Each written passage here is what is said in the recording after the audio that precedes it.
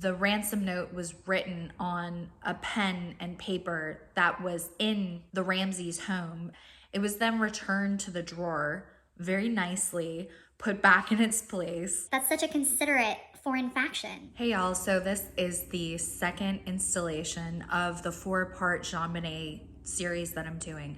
If you didn't watch the first part, please go back. I'll link that in the description. Go back and watch that first because it gives a lay of the land and the whole history of the case and all the facts and the timeline and all that. This video is gonna go over Patsy and John and the evidence that could point to them and their potential motives. So if you haven't watched the first one, go take a look at that first, but otherwise we're gonna get right in. Also, I wanna say a big disclaimer that this is just based on my research. I know this case is so contentious and everybody's got their own feelings and opinions, so please don't come for me. This is just what I've added up based on the research that I did.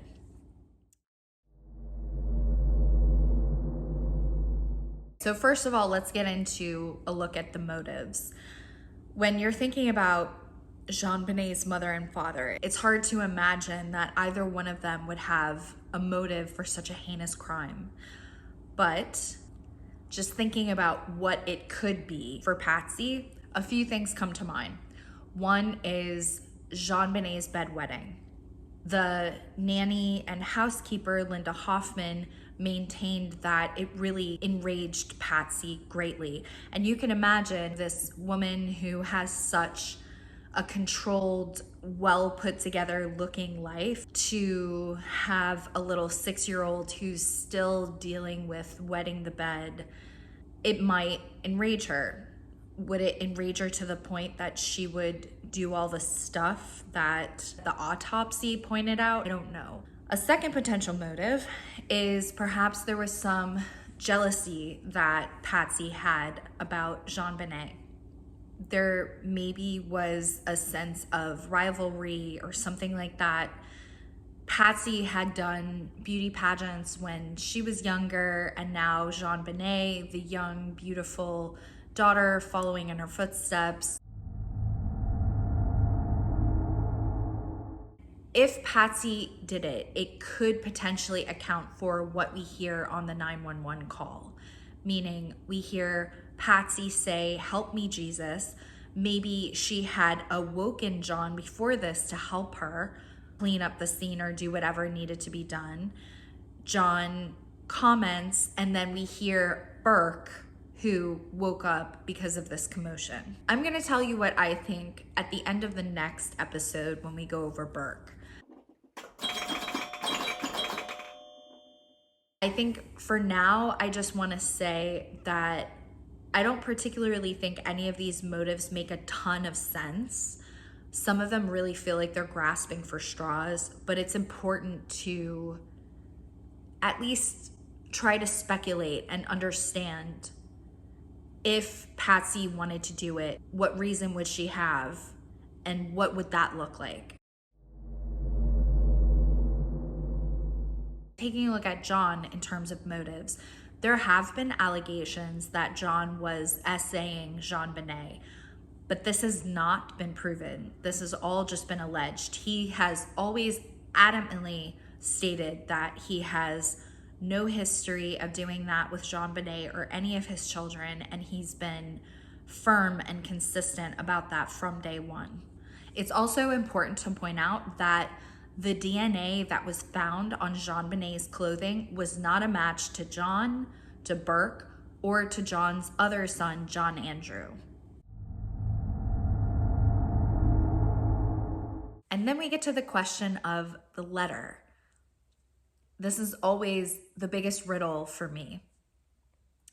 So from the start of the investigation, the FBI agent Ron Walker thought that the ransom letter was most likely a red herring, meaning a piece of evidence that was planted there just to throw people off and had no real connection to what actually occurred during the crime. He believed that the kidnapping was staged by the family in an attempt to cover up and to sell their story. So there's a lot of indicators in this ransom note that Patsy may have had some involvement in her daughter's death. To me, that is the smoking gun that implicates Patsy. And if it wasn't there, I don't know if I would suspect Patsy at all. I might still suspect John or Burke, but that letter makes it impossible for me to discount Patsy entirely. In fact, that letter makes it nearly impossible for me to think that she's innocent. Starting with the very logical observation that if it was a foreign faction, it would be very unlikely that they would come into the home, use the stationery, kick up their heels, and write a 3-page ransom note. I can't see any scenario in which that would be likely. The more likely case, if it was a foreign faction, is that they would come with a note or not leave a note at all. Also, okay, so going back to the theory that maybe Patsy wrote it, it seems fitting that it's not some plain old Jane ransom note, but it's written by someone with seeming power and intrigue, such as a foreign faction, right? Because Patsy and John are not your everyday regular couple. They were affluent, prestigious, well respected in their community. And so it seems like if they were to write a ransom note themselves, would have to come up with something as fantastical as a foreign faction. And then there's this point, which always makes me laugh, that the ransom note was written on a pen and paper that was in the Ramseys' home. It was then returned to the drawer very nicely, put back in its place. That's such a considerate foreign faction.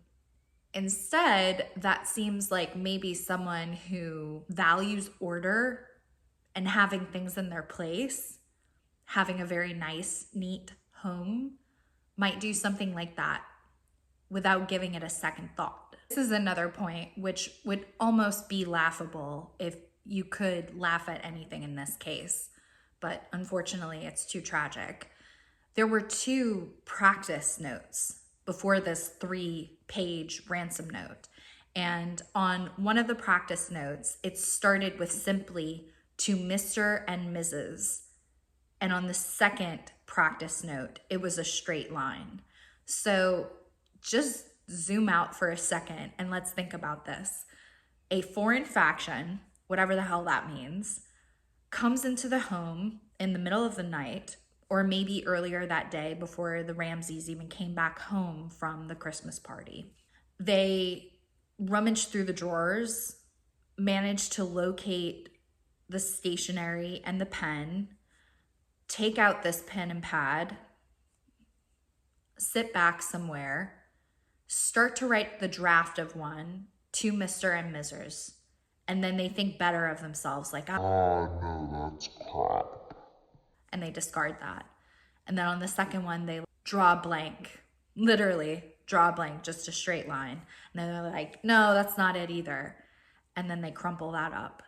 And then they start the third and final draft where they pen a 3-page long ransom note.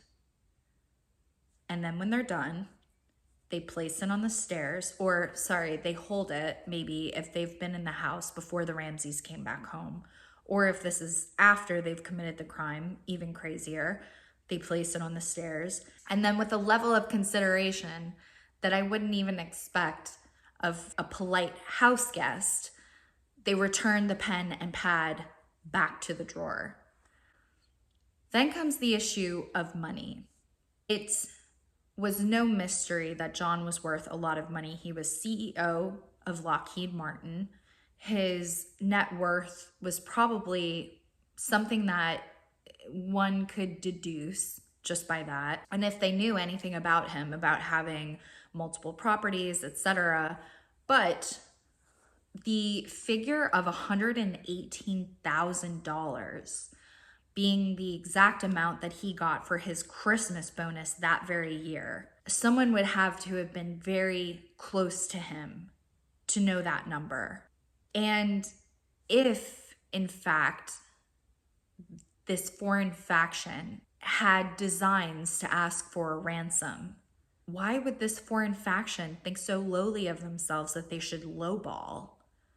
If you're going to go through all of that trouble and even end up with a small child who's been murdered, asking for a paltry $118,000 is an insult to everyone.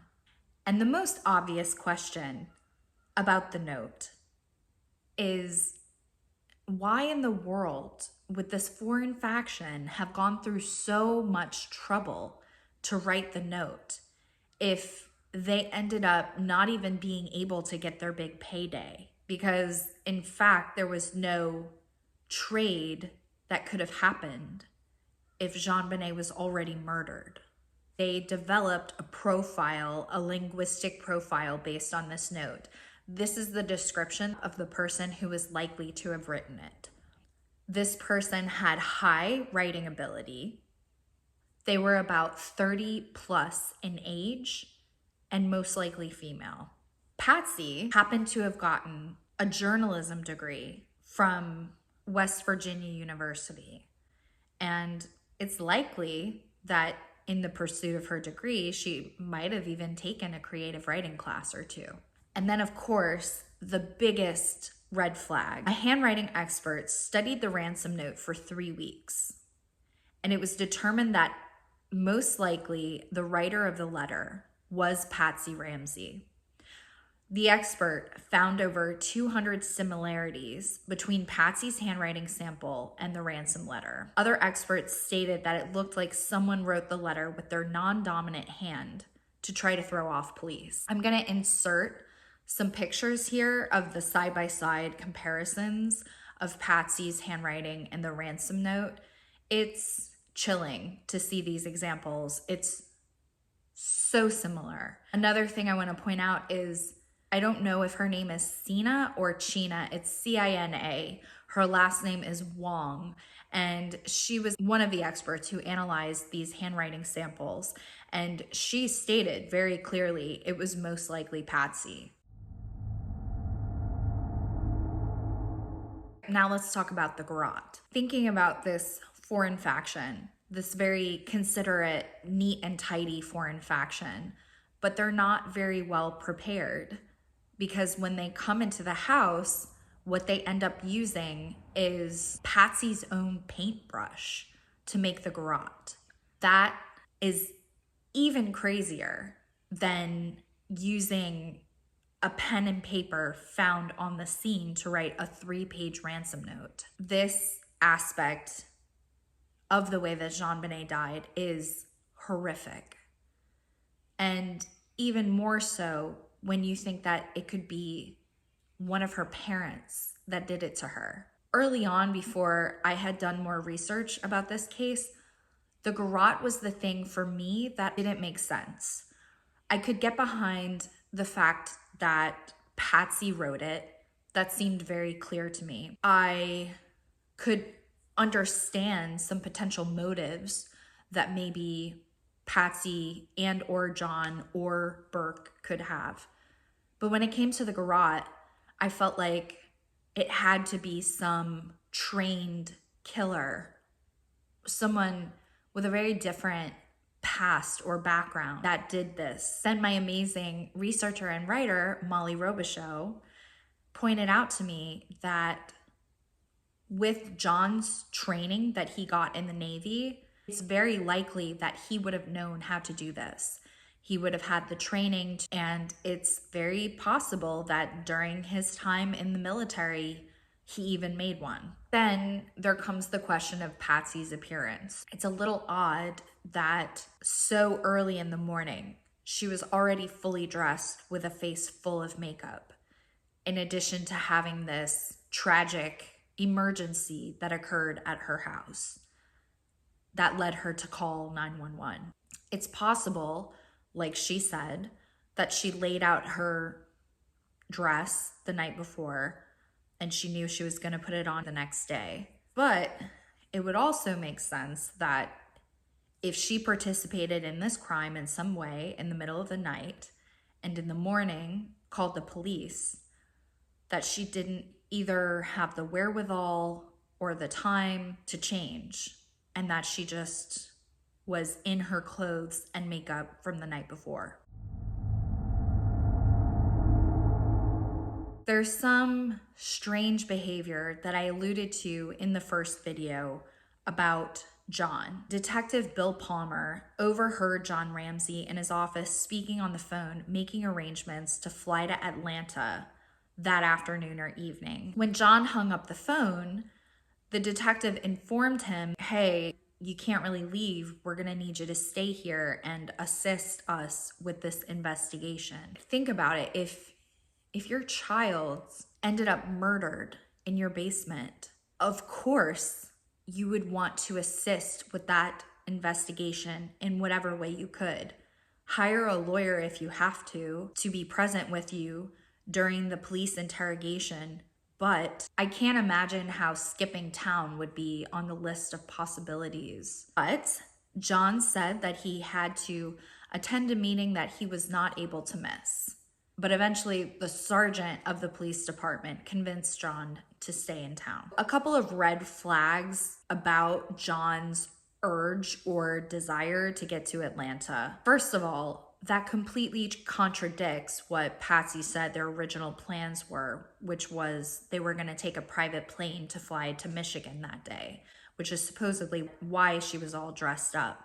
But suddenly he had a meeting in Atlanta that he could not miss. Then also it begs the question, what meeting the day after Christmas for a CEO whose daughter was just murdered can he not miss? To play devil's advocate, it would make sense that the Ramseys could have felt like they were under attack and that they needed to get to a place where they were safe. But when John originally objected about needing to leave town, he didn't mention anything about his safety or the safety of his family, just that there was an important meeting that he couldn't miss. Also interesting to note that John's lawyer was in Atlanta.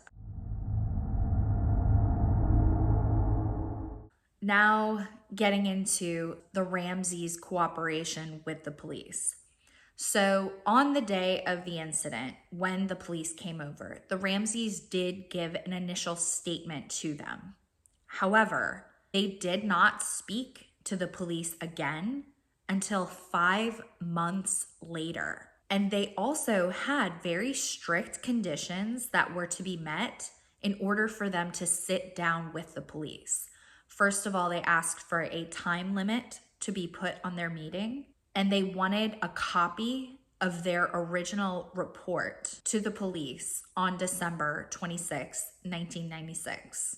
On January 1st, 1997, on CNN, before they talked to the police, John and Patsy gave an interview. They maintained their innocence again throughout the interview, and in this very dramatic, haunting way, Patsy warns the residents of Boulder to keep their babies close. Then she whispered, "There's someone out there." It's obvious when you watch this video that Patsy is under the influence of something, some sort of sedative or something. Her speech is affected by it, and she doesn't appear to be herself the way she does in a lot of other appearances, where she just feels more coherent, more with it, a little quicker.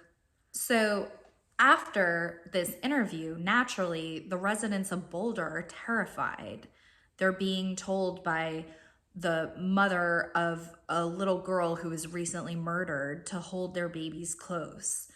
But the Boulder Police Department assured them that there was no cause for concern and there wasn't a killer on the loose.